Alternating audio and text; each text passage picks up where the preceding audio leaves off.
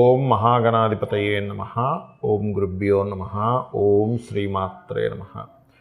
పరమేశ్వర స్వరూపమైనటువంటి జ్యోతిష, వాస్తు మరియు ఇతర అనేకమైనటువంటి శాస్త్రములను మనకు అందించినటువంటి మహర్షులకి నమస్కారం. హయగ్రీవ హయగ్రీవ హయగ్రీవేతి యో వదేత్ తస్య నిస్సరతే వాణి జహ్నుకన్యా ప్రవాహవత్. అరుణాం కరుణాతరంగితాక్షీం ధృతపాశాంకుశపుష్పబాణచాపాం అనిమాదిభిరావృతాం మయూకైః అహమిత్యేవ విభావయే భవానీం. శ్రీమాత్రే నమః. ఓం పితృదేవతాభ్యో నమః. మనం ఈరోజు గురువు జనవరి 1వ తేదీ నుంచి వక్రగతి పోయి స్ట్రైట్ అవుతున్నాడు. ఈ యొక్క గురువు వక్రగతి వెళ్ళిపోయి అది సవ్యగతిలోకి వస్తున్నందుకు అక్కడ ఒక 5 నెలల పాటు ఉంటాడు గురువు మేషరాశిలో ఉంటూ ఏ రాశుల వారికి ఎటువంటి ఫలితాలు ఇస్తాడు. అలాగే గురు రాశుల్లో రాహు ఉన్నాడు. ఈ గురు రాశుల్లో ఉన్న రాహు గురుచండాల యోగాన్ని ఏర్పరిచినందుకు ఎటువంటి ఫలితాలు జరుగుతాయి.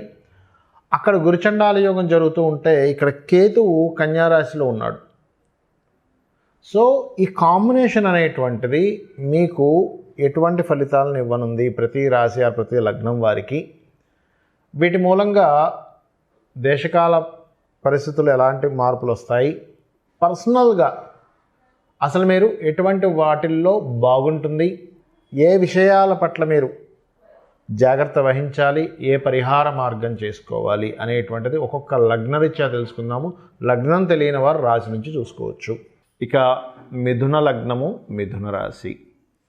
మీకు లగ్నం తెలుసు, హ్యాపీగా లగ్నంతో వెళ్ళండి. లగ్నం తెలీదు, రాశి నుంచి వెళ్ళొచ్చు, మిథున రాశిని చూసుకోవచ్చు.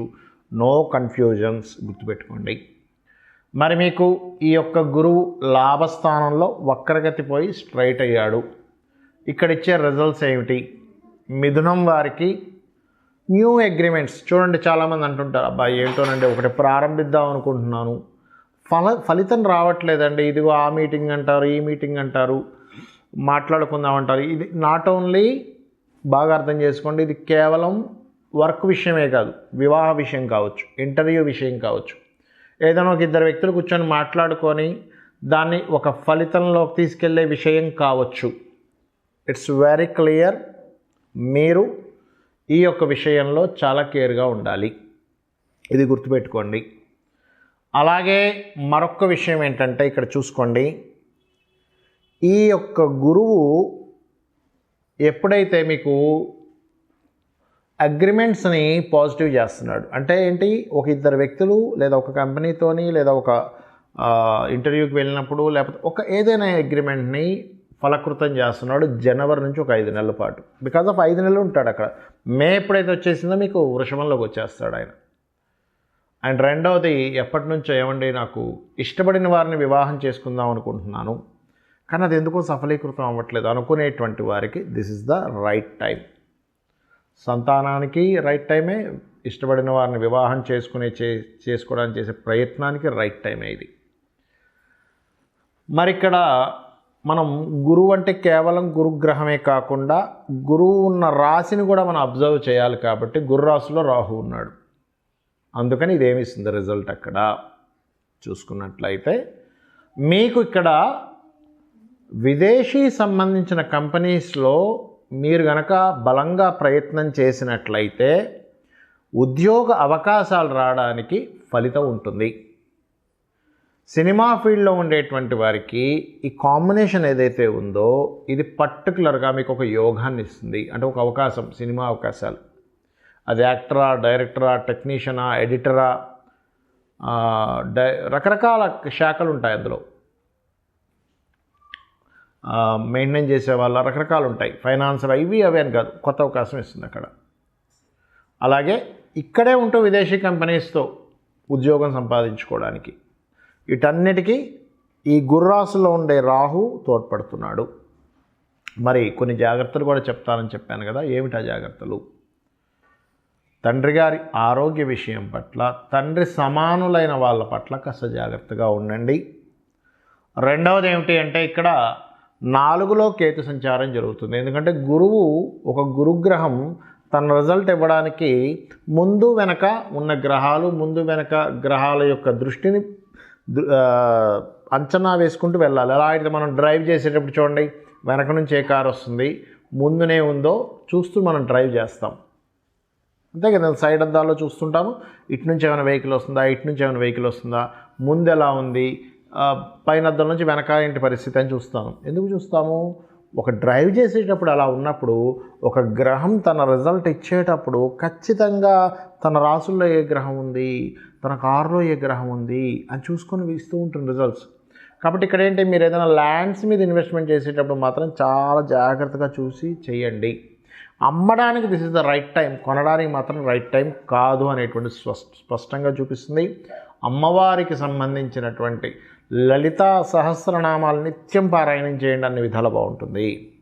మరి ఈ గురువు మేషంలో ఉన్నందుకు, రాహు మీనంలో ఉన్నందుకు, కేతువు కన్యారాశిలో ఉన్నందుకు దేశకాలమాన పరిస్థితుల్లో ఎటువంటి ఫలితాలు వస్తాయి చూసుకున్నట్లయితే, కొత్త వైరస్లు ఏదో విజృంభిస్తున్నాయని కొంచెం అలర్ట్గా ఉండాలని. ఎందుకంటే ఈ గురువు ప్రజెంట్ అయితే వక్రగతిలో ఉన్నాడు, స్ట్రైట్ జనవరి 1 నుంచి అవ్వబోతున్నాడు.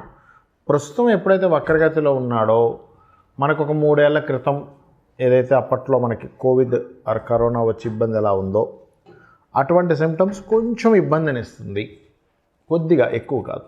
అప్పట్లాగా మొత్తం మూసేసుకొని నెలల తరబడి ఇంట్లో ఉండడం, అన్నీ బంద్ అయిపోవడం, అసలు రోడ్డు మీద తిరగకపోవడం అట్లా ఏం కాదు. కానీ కొంత దాని ప్రభావం కొంత ఉంటుంది. ఏది, ఈ గురువు వక్రగతి ఉన్నంతకాలం. వక్రగతి అయిపోయాక దాని ప్రభావం కొంత తగ్గుతుంది. ఎందుకంటే ఈ రాహు కేతువుల మధ్యలో, కాలానికి మోక్షానికి కారకులైన రాహుకేతువు మధ్యలో ఈ గ్రహాలన్నీ పడున్నాయి. ఎప్పుడైతే జనవరి 15 వస్తుందో, 1వ తేదీ వస్తుందో, మనం ఈ డిసెంబర్ మాసంలో చెప్పుకుంటున్నాం కాబట్టి 1వ తేదీ వస్తుందో, అప్పుడు ఏమవుతుంది అంటే కొంచెం గురువు వక్రగతి ఎప్పుడైతే పోతుందో ఈ సిమ్టమ్స్ అనేవి కొంచెం కంట్రోల్ అవుతాయి. కానీ ఈ ఆరోగ్యాన్ని ఇచ్చే కారకుడు రవి అక్కడే ఉన్నాడు కదా, అందుకని ఈ రవి బయటకు వచ్చేదాకా, అంటే ఈ రాహు నుంచి బయటపడాలి రవి. ఎప్పుడు బయటపడతాడు ఆయన అంటే ఏప్రిల్ 14వ తేదీ బయటకు వస్తాడు ఆయన. కాబట్టి ఏప్రిల్ 14వ తేదీ వరకు ఎందుకంటే సర్వసాధారణంగా ఇది ఒక రోజులో పోయేది కాదండి. ఇది మన కరోనా ఎఫెక్ట్ ఏదైతే 3 ఏళ్ల క్రితం వచ్చింది, ఇది ఒక 10 ఏళ్ల పాటు జరిగేటువంటిది ఒక జర్నీ. ఇది ఒక 10 ఇయర్స్ జర్నీ చెప్పాలంటే. ఈ 10 ఇయర్స్లో అప్పుడప్పుడు వస్తుంది, విజృంభిస్తుంది, ఏదో వచ్చేస్తుంది, మళ్ళీ పోతుంది, ఇట్లాంటివి ఎక్కువగా జరుగుతూ ఉంటాయి. అంటే ఇంకొక 7 ఇయర్స్ పాటు ఇవి జరుగుతూ ఉంటాయి చెప్పాలంటే.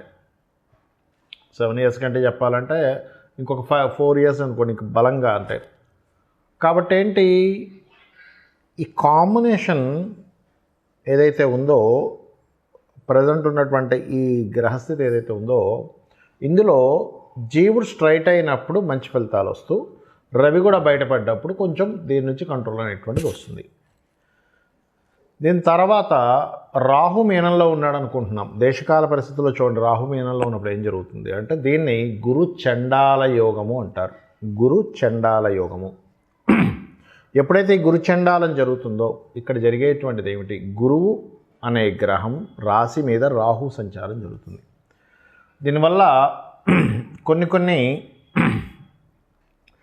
రకాల, అంటే ఏ ప్రొఫెషన్స్లో అయితే వాళ్ళు జాగ్రత్తగా ఉండాలనేటువంటి సూచిస్తుంది పర్టికులర్గా. ఎవరు అంటే పర్టికులర్గా పాయింట్ నెంబర్ 1, ఈ గురుత్వ సంబంధించిన వృత్తుల్లో ఉన్నటువంటి వారు. గురుత్వ వృత్తులు అంటే ఇక్కడ లాట్ ఆఫ్ సెక్టార్స్ ఉంటాయి. ఇందులో ఒకటి ఈ గురుత్వం అంటే ఎవరికైనా గైడ్ చేసేవాళ్ళు, పౌరహిత్య రంగాల్లో ఉన్నటువంటి వారు, ఈ జ్యోతిష్య రంగాల్లో ఉన్నటువంటి వారు కూడా చాలా జాగ్రత్తగా ఉండాలి. అలాగే లాయర్లు, జడ్జిలు, ఈ లాయర్లు జడ్జిల విషయంలో కూడా చాలా జాగ్రత్తగా ఉండాలి. అంటే వీళ్ళు కూడా కొంత జాగ్రత్తగా ఉండాలి. అండ్ టీచర్స్, కన్సల్టెన్సీ సెంటర్స్ వాళ్ళు, కన్సల్టెన్సీస్ నడిపేటువంటి వారు. ఎందుకంటే ఈ గురు రాశుల్లో రాహు ఉన్నాడు. ఇట్స్ మోస్ట్ పవర్ఫుల్ కాంబినేషన్ ఇది బాగా అర్థం చేసుకోండి. కాబట్టి వీళ్ళు జాగ్రత్తగా ఉండాలి. మరి గురువు అంటే కేవలం వీళ్ళేనండి, మిగతా మనుషులు కాదు అంటే ఖచ్చితంగా మనకి నాడీ ఆస్ట్రాలజీలో చెప్తుంది ఏమిటి అంటే, గురువు అంటే జీవులు. ఈ జీవులు మీద రాహు సంచారం జరుగుతుంది. అందుకే చూడండి, ఎవరైనా జాతకం తీసుకున్నప్పుడు గురు రాహులు కలిస్తే గురుచండాల యోగం ఉందండి అంటారు. అంటే ఇప్పుడున్న కాలమాన పరంగా గురుచండాల యోగానికి చంద్రుడు కనుక కలిస్తే వాళ్ళు విదేశీ యోగాలకు వెళ్తారు, అంటే విదేశాల్లో జీవించడం జరుగుతూ ఉంటుంది. అయితే మరి ఈ కాంబినేషన్ ఎట్లా తీసుకోవాలి, అసలు దీని నుంచి బయటపడడం ఎట్లాగా, ఈ కాంబినేషన్ను మనకేం చెప్తుంది? అలాగే కేతు 6లో ఉన్న కేతు ఏం చెప్తున్నాడు అంటే, కన్యారాశిలో ఉండే కేతు ఏం చెప్తున్నాడు అంటే, కన్యారాశిలో ఉండే కేతు వెరీ క్లియర్గా దేశకాలమాన పరిస్థితుల్లో ఏం చెప్తున్నాడు, మనం ఇప్పుడు ఇండియాలో ఉన్నాము అండ్ హైదరాబాద్లో ఉన్నాం కాబట్టి ల్యాండ్ హౌస్లో ఉన్నాడు కేతు వెళ్ళి, కాబట్టి ల్యాండ్స్ విషయంలో ఏమి కంగారేం పడకండి. ఒక సంవత్సరంన్నర వరకు కొంచెం స్టెబిలిటీగా ఆగుంటాయి రేట్స్ అనేటువంటి చూపిస్తుంది. అలాగే ఈ రాహువు ఇక్కడ ఉన్నందుకు అందరూ కూడా దేవతా అనుగ్రహంతో పాటు ఖచ్చితంగా గుర్తుపెట్టుకోండి, ఖచ్చితంగా పితృదేవతలకు చేసుకోవాలి. అదేవిధంగా మనకి కలియుగంలో కలౌ చండీ వినాయక అంటారు, అంటే చండిని వినాయకుడిని ఎక్కువగా చేసుకోవాలట ఈ కలియుగంలో. అంటే గణపతి యొక్క ఆరాధన, అదేవిధంగా చండీ పారాయణము ఇవి గనక చేసినట్లయితే ఈ కాలములో ఉన్న చూసారా, ఈ కాల సర్పము ఉన్నటువంటి అధిక గ్రహాలు కాలంలో ఉన్నప్పుడు ఈ కాలంలో జరిగే విపత్తుల నుంచి జీవులు కాపాడబడతారు. అంటే ఏమీ లేదండి, చేయడం ఆరాధన చేయడం. చాలామంది అంటారు ఏమండి ఆరాధన అన్నారు ఏం చేయాలి, ఎందుకంటే నార్మల్గా ఉండే లేమ్యాన్కి అర్థం కాదు ఆరాధన అంటే. సింపుల్గా ఏం లేదు, మీరు చేసే ప్రతి పని కూడా ఒక గణపతిని తలుచుకుంటూ చేయండి. లేదా ఉదయం పూట చక్కగా 10 నిమిషాలు కూర్చొని ఓం మహాగణాధిపతయే నమః అనుకుంటే అక్షింతలు వేయండి, గణపతి దగ్గర సరిపోతుంది.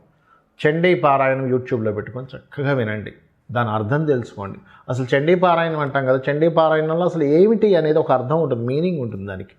యూట్యూబ్లో బోల్డ్ అంత స్టఫ్ ఉంది దానికి, అది వినండి. వింటే ఏమవుతుందంటే మన కర్మలన్నీ కూడా దైవ సంబంధించినటువంటి అనుగ్రహం ఎప్పుడైతే కలుగుతుందో ఒక బ్యాడ్ కర్మలోకి వెళ్ళాల్సింది మనం బయటపడిపోతాం. ఇది ఖచ్చితంగా చేయండి.